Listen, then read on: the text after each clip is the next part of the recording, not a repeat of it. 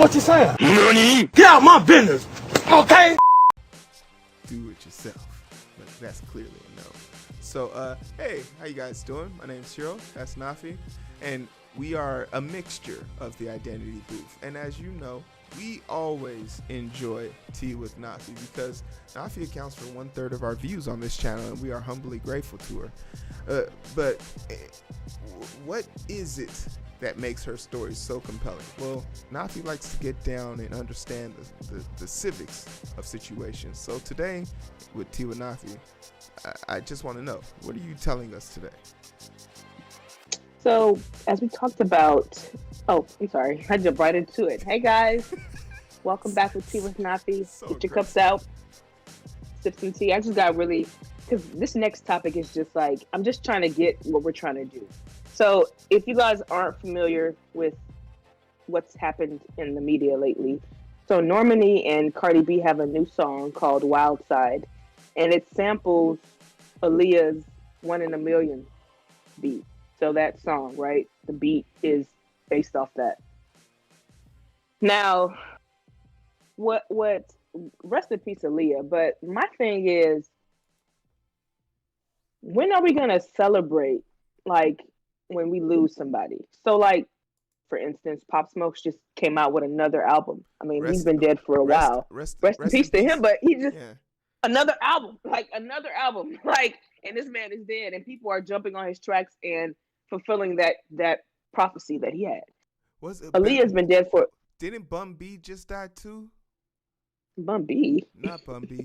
What's his name? You talking about Biz Markie? Yeah, Biz Markie. Rest in peace. So, like, rest in peace. So, like, a lot of people have died in our music industry that are heavy hitters. So Aaliyah, like, for me, I feel like we only talk about her when it's her birthday. When somebody tries to, like, imitate her look for Halloween, like, I don't feel like it's really talked about. Her death isn't really talked about, or her remembrance isn't really talked about unless it has something to do with her birthday, in my opinion. So it came to TMZ that Aaliyah's uncle, who used to be her business manager, was upset. Not upset, but he said that, in his words, quote, unquote, that he felt like Normani should have got support from him before she went ahead and sampled Aaliyah's 1 in a Million beat. And for me, it's like, you got to know that people look up to Aaliyah, and people are trying to be the next her. So for me, when he used that tone, that language, that it should have went past him, well, for one, she paid for the beat. So a payment to me sounds like confirmation and acknowledgement. Yeah. And that's just me. So she paid for that beat. It may have not went across your desk because you don't deal with finances, but she paid your financial department to do that.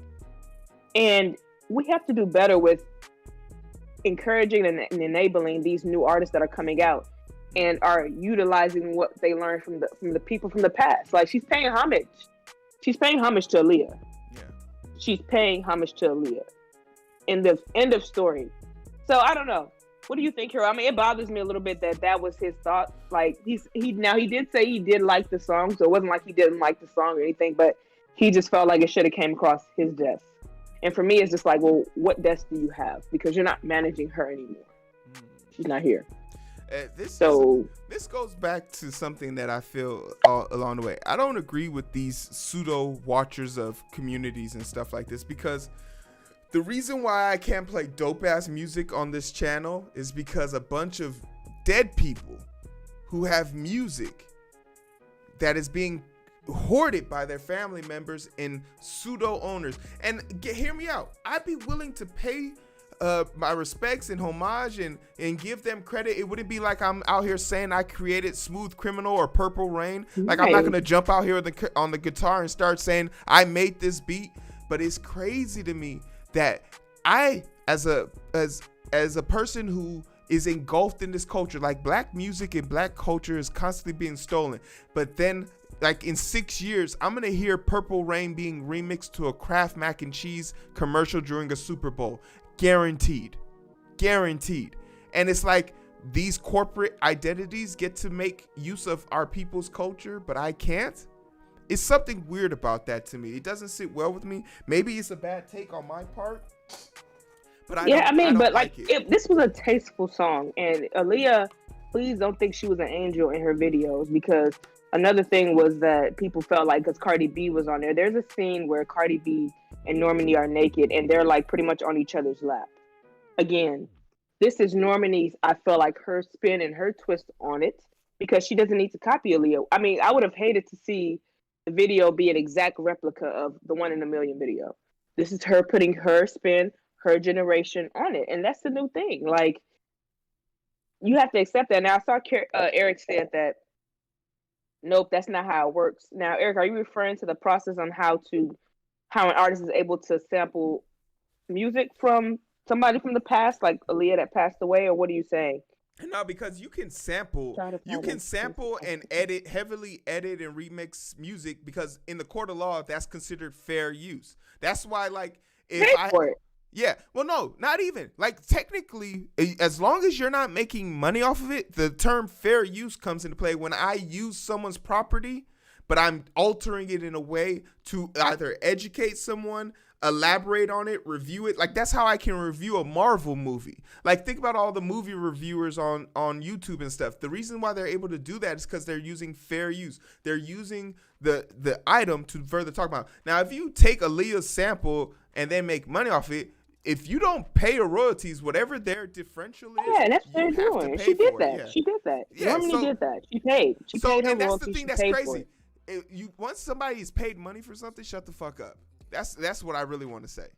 Yeah, I just don't. Yeah, and just to wrap it up again, like, be careful what you say about, like, women right now in the industry, because they're being criticized and critiqued so much. Yeah. And again, you were Aaliyah's manager. Let's just use that tense, okay? You don't work in the financial department. But that's it for that story, Heero. All right. Well, once again, I think it was super insightful. Let us know what you think about all this nonsense. Do you think that we should have access to old people's music just for reference and listening, or even if we had to pay for it? But, like, it's really crazy. To Eric's point, I don't know where I would find a high definition version of Prince's music right now. Also, what about all the music that was left in his vault? Do we get to listen to that, or is that private? Jay-Z got it. Oh, Jay-Z got it, so you know he ain't never seen that. Jay-Z has access to it. He had to sell his. He had to give it back so he could have a son with the Illuminati. But that's just my story, side of the story. But for everything else, this is the Identity Booth. More preferably, this is Tea with Nafi. So thank you so much, Nafi, for giving us that tea. You can find us on Twitch, YouTube, Facebook, TikTok, Twitter, and any other major platform. Anchor's paying us some money, so that means if you have Apple iTunes or you have Spotify, you can listen to us on there. The Identity Booth, they're paying us pennies, but pennies turn into dimes, nickels, and quarters. So we'll take all that good stuff. But if you really want to show your love, you can go down there, support us by donating, because what's the holiday, Nafi? Eid al-Adha. Yeah, what she said. And this is all about the day of sacrifice. So go ahead, hook us up. And if you have an Amazon Prime account, Jeff Bezos is paying us a little bit of money, so you can link your Twitch account, sub to the channel, and help us out. Greatly appreciate it. We got some more coming up for y'all. But it's so hard to find through the daily grind. Been working overtime, and I'm sleep deprived. Shorty on my line, and we fuss and fight. Seems like every night. Don't care who's wrong or right. I hope the end is sight. Slow it down